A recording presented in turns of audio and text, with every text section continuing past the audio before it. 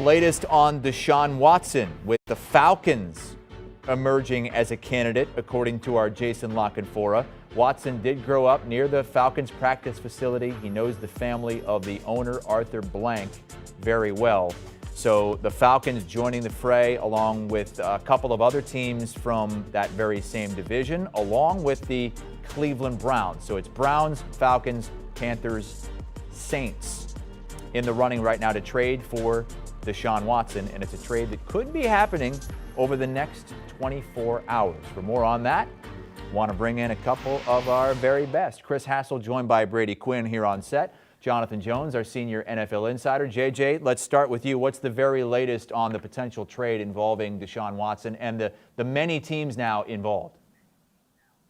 Yeah, so the Cleveland Browns should be landing in Houston any moment if they haven't already. That group should include ownership, Jimmy and Dee Haslam, as well as Andrew Berry, head coach Kevin Stefanski, maybe even some others. And so the Browns are going to have their shot face-to-face with Deshaun Watson. And this is coming after his deposition as it relates to the civil complaints against him. He, of course, pled the fifth there upon advice of counsel. During the grand jury, and so now all of this is starting to come together. He met with the Saints and the Carolina Panthers on Monday, the Browns on Tuesday, the Falcons on Wednesday, and then the teams that have been involved here have believed that Deshaun Watson would reach a conclusion, a resolution by end of business day, if you will, on Wednesday. That remains the thought. However, he doesn't have to do it. It would be great for Deshaun and the team that he ultimately goes to because they obviously want to get this figured out and move on in free agency.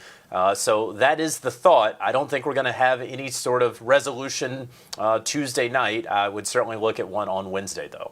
There's so much to unpack with this. You know, whether it's the questions from the teams about what had transpired. I mean, the last thing these teams want to do is give up considerable draft compensation in order to get his services and then have something else come out or come to the light of day that ends up, making them regret that decision in the first place. So, look, he'd be an upgrade at every one of those places you saw on the list that they've talked to so far. I think the most interesting one, though, is Cleveland.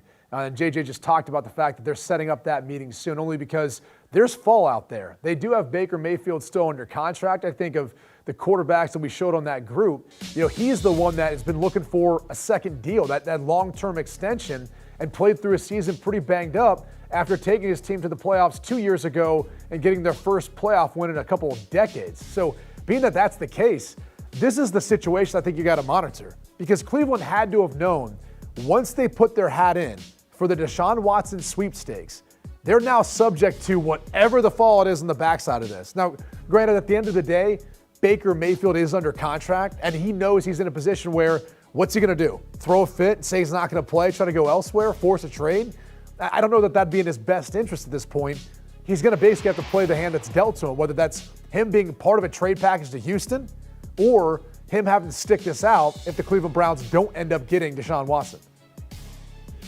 And Brady, you're right about Baker, but that's also sort of the thing that the Cleveland Browns have dealt with Baker, is a little bit of drama, is the social media sniping and all of that. And so, it's actually nothing new for Cleveland, but you're right. Once they throw their hat into the ring, they understand that, hey, if we don't get Deshaun, we're going to have to deal with the fallout of an upset Baker Mayfield. Just the only point that I would make here is that they've dealt with upset Baker Mayfield before. That's nothing new. As you look at the Atlanta Falcons, that's a really interesting one to me, because they've restructured Matt Ryan's deal, just gave him a reported $15 million just the other day as it relates to the restructure. You look at the dead money that would be involved there if you were to trade him, that's about $40 million. You look at the cap that you have to bring on in Deshaun Watson, that's $35 million.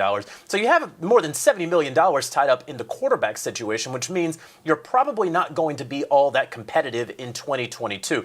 Is that going to be important to Deshaun Watson? Does he have to win right now? Because if he wants to win right now, it's New Orleans or it's the Cleveland Browns. If he's okay with a team building around him, but being in the comforts of home, obviously Atlanta, and then right up Interstate 85 in Carolina. So it's about what Deshaun Watson wants. And right now, I'm not sure that any of those interested teams exactly know that.